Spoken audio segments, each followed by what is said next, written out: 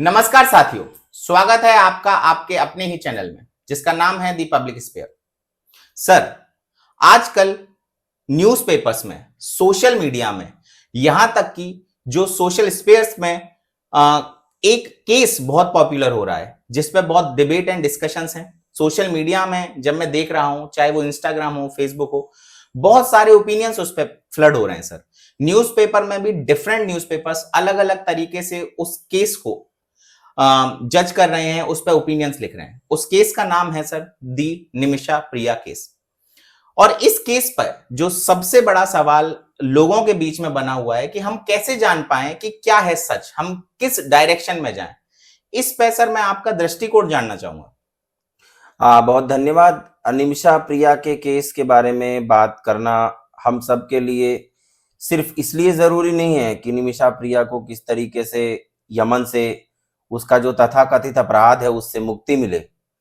उससे ज्यादा जरूरी यह है कि इस तरीके के जितने भी केसेस होते हैं जी, इस तरीके के केसेस में जब भी हम फंसते हैं, जब भी हमें लगता है कि उलझन भरी बहुत सी स्थितियां हैं, जैसे निमिषा प्रिया ने जो अपराध किया या उसे जो अपराध करना पड़ा जी, मजबूरी में, जी, वैसी स्थितियों में हम किधर खड़े हों, हम किसकी तरफ से सोचें, यानी कि जो सच का एंगल है वो किस तरफ हो। तो जैसे कि हम लोग पहले से कहते रहे हैं और फिर से कहना जरूरी है कि हम उसी टॉपिक पे डिस्कशन करेंगे जिसका कोई ना कोई एकेडमिक एंगल हो। जी, तो क्यों ना इस केस के बहाने हम नॉन एब्सोल्यूटिज्म ओके, के ऊपर डिस्कशन करें या फिर हम मल्टी डायमेंशनैलिटी के ऊपर एक लंबी सीरीज बनाएं, जिससे कि हमें पता चले कि इस तरीके की जितनी भी उलझी हुई परिस्थितियां हैं, क्योंकि आज के जमाने में हर कोई पॉपुलैरिटी चाहता है। पॉपुलैरिटी चाहने के कारण क्या होता है कि बहुत जल्दी लोग अपना ओपिनियन दे देते हैं कि यही सच है, उसके बजाय कोई दूसरा सच नहीं है। तो ना ही लोग दूसरी तरफ से वो सच्चाई को एक्सेप्ट करने के लिए तैयार होते हैं और ना ही वो उस एंगल से सोच पाते हैं। जैसे इस पर्टिकुलर केस में, जो कि निमिषा प्रिया का केस है, अगर हम भारत और यमन ये दो नामों को रिप्लेस कर दें और उसे एज एन अकेडमिशियन इस तरीके से सोचे कि state A versus state B, तो हमारे सामने जो सच्चाइयां होंगी, मैं चाहूंगा कि एज एन अकेडमिशियन आप राय जो भी बनाएं उस चीज पे, उसके लिए आप स्वतंत्र हैं। हमारा ये कहना नहीं है कि आप वही राय बनाएं जो हम सोचते हैं, और इसलिए हम अपनी राय देंगे भी नहीं।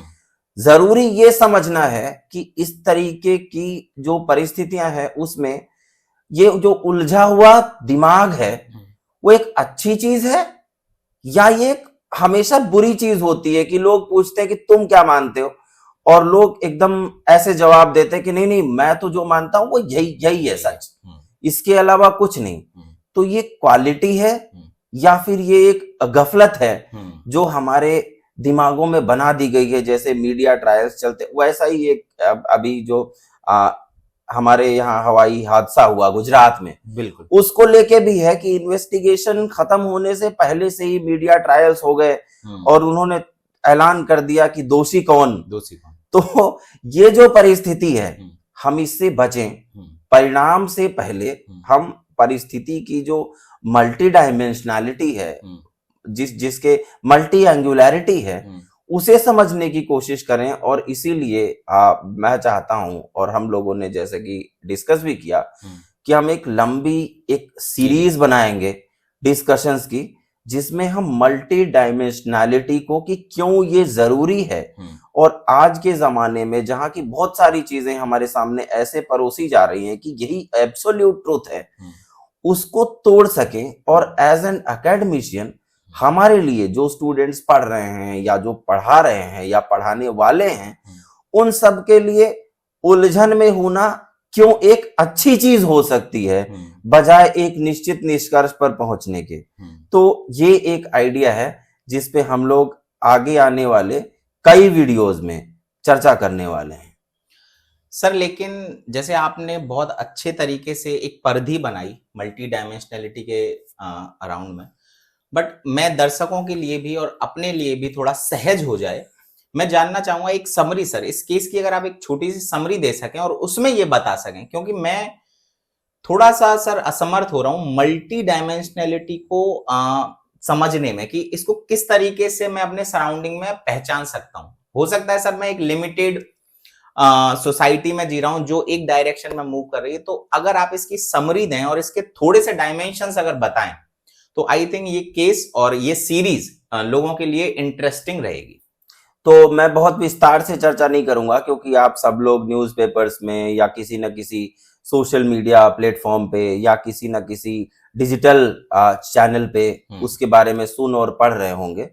तो आप लोग जैसा कि जानते हैं कि निमिषा प्रिया केरला से एक नर्स हैं जो कि यमन में गई, वहां उन्होंने अपना एक क्लिनिक या नर्सिंग होम, आप उसे जो भी कहना चाहें, खोला।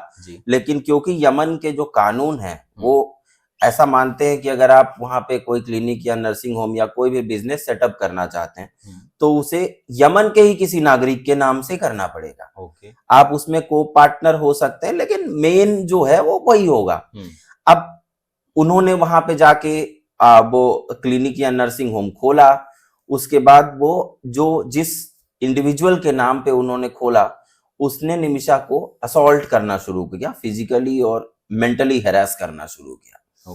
और यहां तक कि उसका पासपोर्ट जब्त कर लिया। उनके घर वालों का कहना है कि वो उसे फिजिकली भी असॉल्ट किया करता था। ऐसी परिस्थिति में उसके चंगुल से निकलने के लिए निमिषा ने एक योजना बनाई, जैसे कि उन्होंने एक्सेप्ट भी किया है कि मैंने ऐसा किया कि किसी तरीके से उसे बेहोश कर दें जो उनका पार्टनर है, और उससे जब वो बेहोशी की हालत में होगा तो अपना पासपोर्ट ढूंढने की कोशिश करे ताकि वो वहां से निकल के भारत आ सके। अब ऐसी परिस्थिति में क्या हुआ, जिस तरीके से उन्होंने उसे बेहोश करने की कोशिश की तो डोज एक्स्ट्रा हो गया और उससे उसकी डेथ हो गई। जब उसकी डेथ हो गई तो उसके बाद क्या हुआ कि वो डर गई, जाहिर सी बात है, हर कोई डर जाता है। तो उन्होंने बॉडी को ठिकाने लगाने का एक तरीका अपनाया कि उन्होंने बॉडी को चॉप कर दिया और एक टैंक में डाल दिया। तो लेकिन जब वो पकड़ी गई तो उन्होंने एक्सेप्ट कर लिया कि हाँ मेरे से ऐसा हो गया। उनका इंटेंशन उसे मारना नहीं था। अब यहाँ पे जो बहुत सारे लोग हैं, अब यमन में शरिया के कानून हैं जो लागू होते हैं जी। उन परिस्थितियों में यमन में क्या होता है, जैसे कि अब उसके लिए अगर कोई किसी की हत्या करता है तो वहां के कानून के हिसाब से उसको फांसी दी जाए। लेकिन फांसी की परिस्थिति में अगर वो परिवार जिसके किसी सदस्य की हत्या की गई है वो ब्लड मनी एक्सेप्ट कर ले, यानी कि कोई तय राशि की फलां मेंबर की मेरे फैमिली में आपने हत्या कर दी है, बदले में आप मुझे 1,50,00,000 या 10 लाख या 5 लाख जो भी, depending on the condition of the family, एक सेटलमेंट ऑप्शन, हाँ, ले लें, उसे ब्लड मनी कहा जाता है। और तब वो अपराधी जो है वो माफ कर दिया जाएगा। तो सवाल ये भी हो सकता है कि भाई फैमिली को ब्लड मनी लेने का अधिकार किसने दिया? ट्रू, क्योंकि सोसाइटी तो इंडिविजुअल से बनती है। सही है। जिस व्यक्ति की हत्या हुई वो तो एक इंडिविजुअल था, पहली बात तो ये। तो फैमिली को ये अधिकार, यानी कि यूनिट क्या है, फैमिली है उस केस में यूनिट। तो खैर जो भी है हम उसको एक्सप्लोर नहीं करेंगे, जो हमारे व्यूअर्स हैं वो सब बहुत समझदार हैं, वो जानते हैं जी उसको कैसे एक्सप्लोर करना है। दूसरी परिस्थिति ये है कि निमिषा अगर उसे बेहोश करके वहां से निकलने की योजना नहीं बनाती तो आखिर क्या करती, ये भी एक कंडीशन है। लेकिन जो उसका परिवार है, जिस व्यक्ति की हत्या की गई, उनका कहना है कि हम ब्लड मनी नहीं एक्सेप्ट करेंगे और इस लेडी को फांसी हो जानी चाहिए। तो जो ये डिफेंस में अपने निमिषा प्रिया का जो अपराध है जो उसे करना पड़ा, जैसे कि मैंने शुरू में ही कहा जी, उसके लिए किस तरीके का पनिशमेंट हो सकता है? क्या उसे बिल्कुल छोड़ दिया जाए? क्या उसे माइनर पनिशमेंट मिले? जैसे कि हमारे यहाँ बहुत सारी मूवीज आई पहले, गुलाब गैंग टाइप जो मूवीज हैं जिसमें व्यक्ति, पान सिंह तोमर जैसी फिल्में हैं। तो हमारे लिए ये सवाल रहा है बहुत बार ऐसी परिस्थितियों में कि क्या किसी भी एक्सट्रीम सर्कमस्टांसेस में हम एक इंडिविजुअल को कानून अपने हाथ में लेने की इजाजत दे सकते हैं या नहीं दे सकते? अब हमारा ये मानना है कि हम क्योंकि लॉ के एक्सपर्ट्स नहीं हैं और हम उसको केवल लॉ के एंगल से डिस्कस भी नहीं करना चाहते, इसीलिए हम ये डिस्कस करें कि क्यों इन सारे केसेस में डिस्कस की गई कोई भी चीज एब्सोल्यूट नहीं हो सकती। ट्रू। वो सच नहीं हो सकता। हम ये मान के नहीं चल सकते कि नहीं यही जो मैं मानता हूं वो सच है और जो मैं नहीं सोचूंगा वो सच नहीं होगा।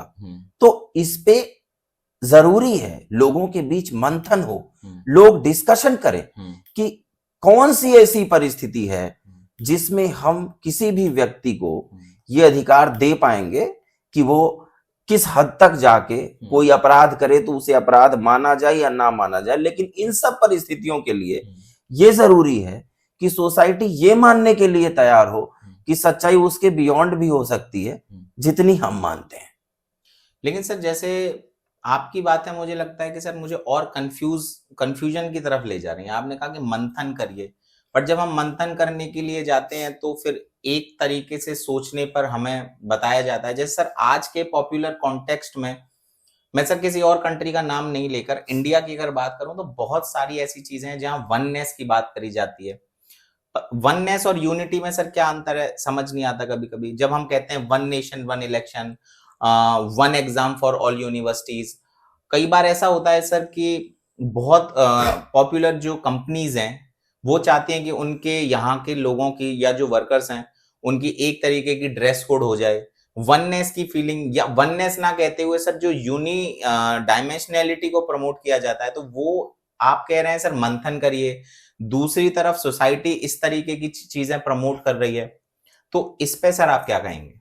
इसमें दो तीन चीजें हैं जी। ये हम कोई पहली बार नहीं सोच रहे हैं और इस पे बहुत सारे डिस्कशंस हुए। जब हम ये लेक्चर सीरीज में आगे बढ़ेंगे तो हम इस टॉपिक पे डिस्कस करेंगे कि क्या मल्टी डायमेंशनैलिटी जो यूनिटी है उसके लिए कोई खतरा हो सकती, is it a threat to the unity of a state और फॉर और ऑफ अ नेशन।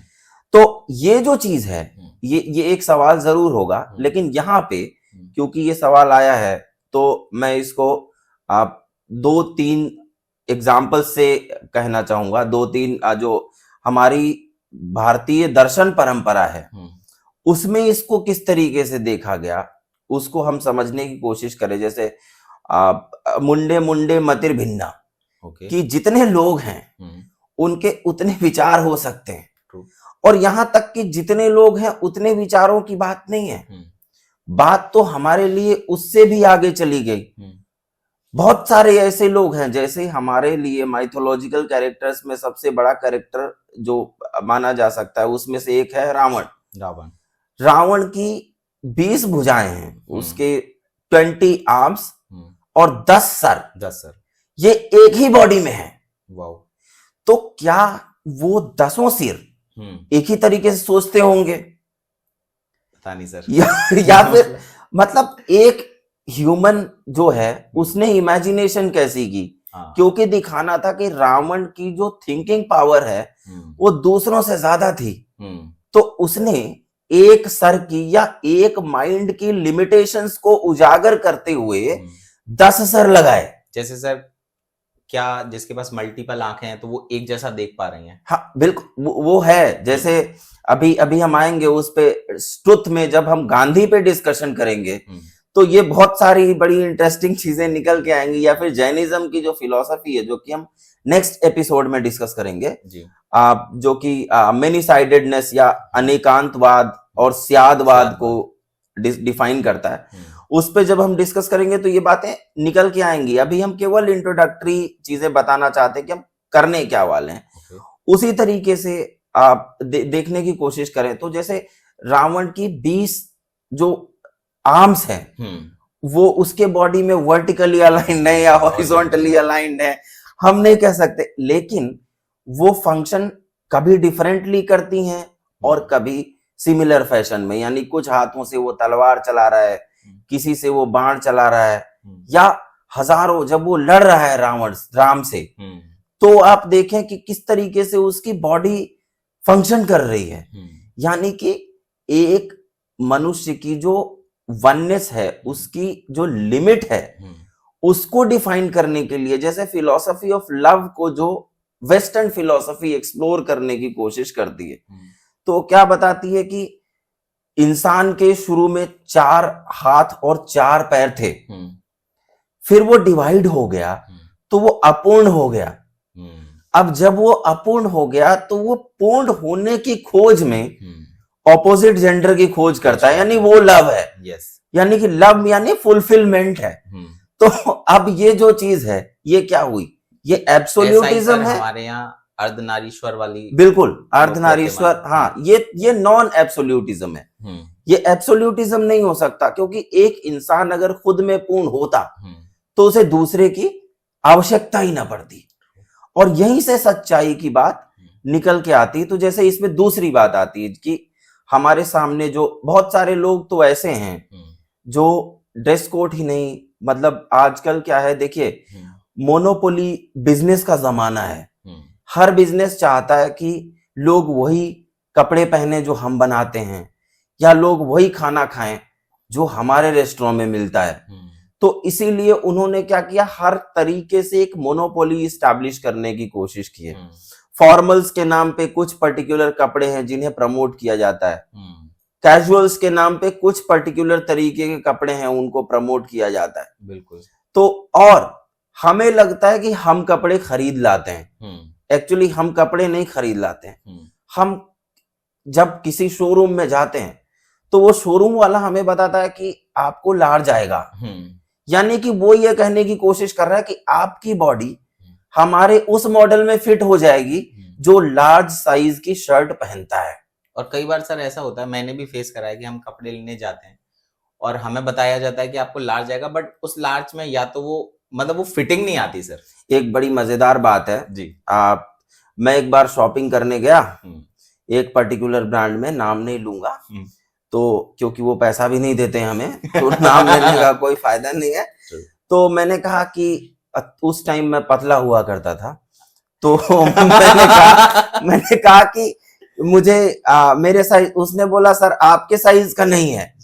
तो मैंने कहा क्यों भाई, क्या मान के चलते हो, मतलब मेरे साइज का क्यों नहीं है, नहीं है बनाते नहीं। उसने कहा बनाते नहीं है। मैंने कहा क्यों, क्योंकि हमारे कस्टमर मोटे होते हैं। तो ये बड़ी मजेदार स्थिति है कि उसे अपने टारगेट ऑडियंस का अंदाजा है। वो मान के चल रहा है कि मैं उन लोगों के लिए बनाऊंगा, तो आपको उनके कपड़े पहनने तो आप मोटे हो जाओ, या फिर कुछ कंपनीज ऐसी हैं आपको उनके कपड़े पहनने तो आप पतले हो जाओ। तो मतलब वो नहीं चेंज करने वाला अपनी फिलॉसफी को, they are expecting you to change your philosophy of living.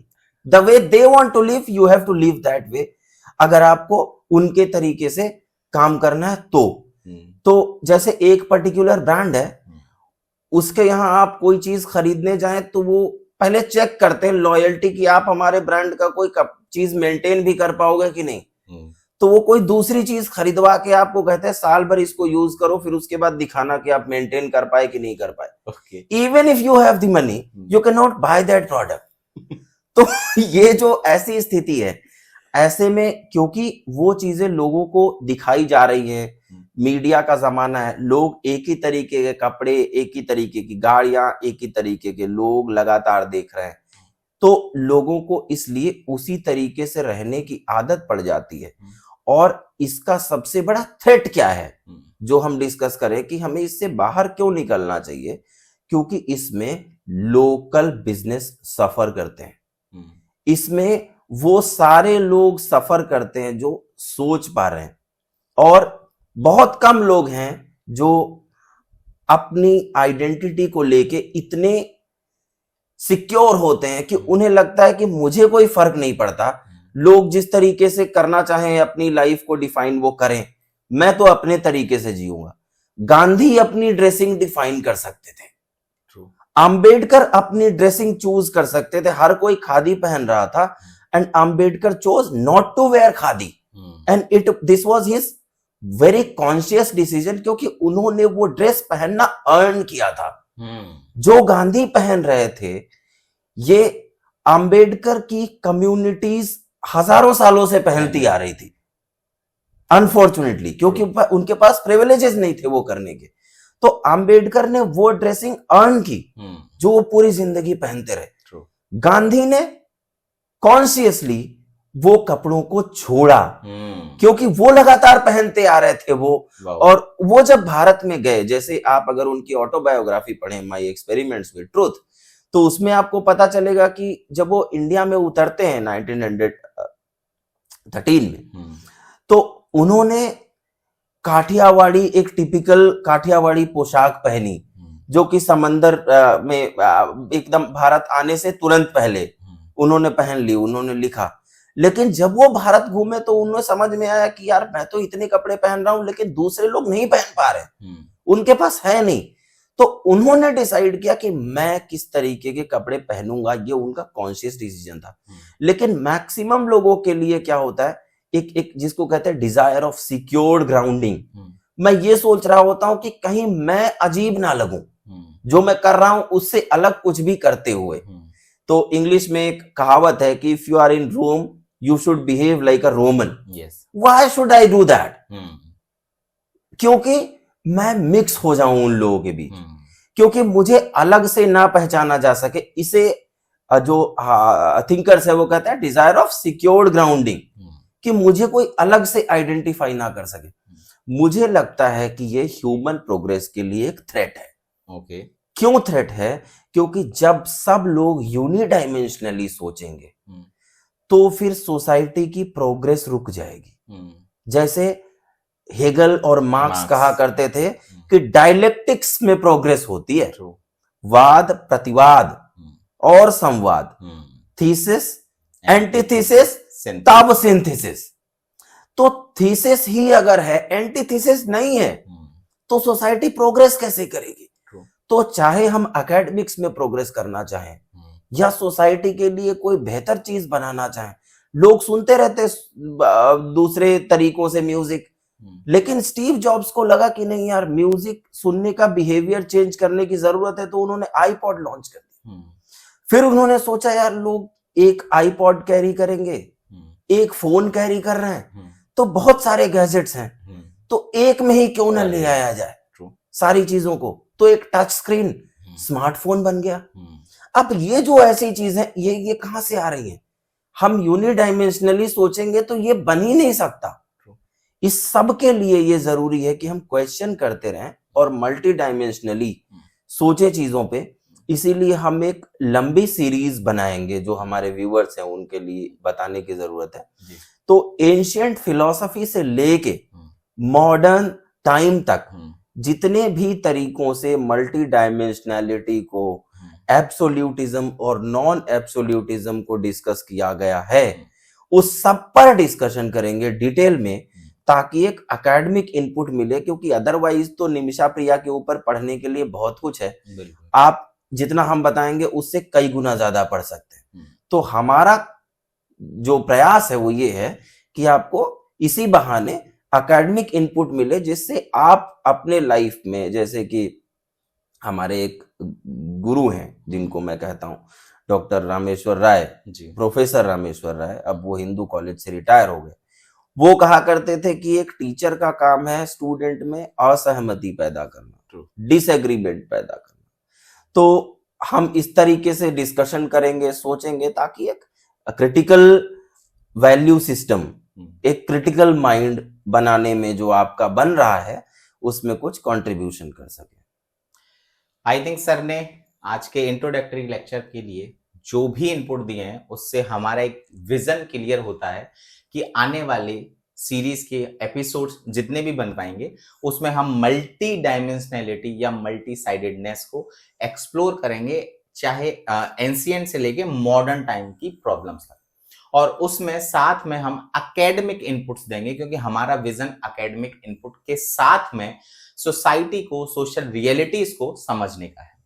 इसी चीज को और बेहतर जानने के लिए आप हमारे चैनल को सब्सक्राइब करिए, लाइक करिए, फॉलो करिए, शेयर करिए अपने साथियों में, दोस्तों में, फैमिली मेंबर्स में, ताकि इस एकेडमिक डिस्कशन का सब लोग पार्टिसिपेट कर पाएं और उससे बेनिफिट उठा सकें।